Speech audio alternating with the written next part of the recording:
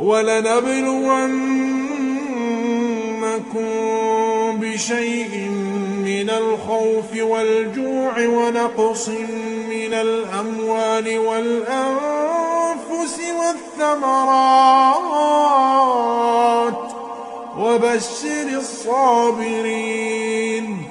الَّذِينَ إِذَا أَصَابَتْهُم مُّصِيبَةٌ قَالُوا إِنَّا لِلَّهِ وَإِنَّا إِلَيْهِ رَاجِعُونَ أُولَٰئِكَ عَلَيْهِمْ صَلَوَاتٌ مِّن رَّبِّهِمْ وَرَحْمَةٌ وَأُولَٰئِكَ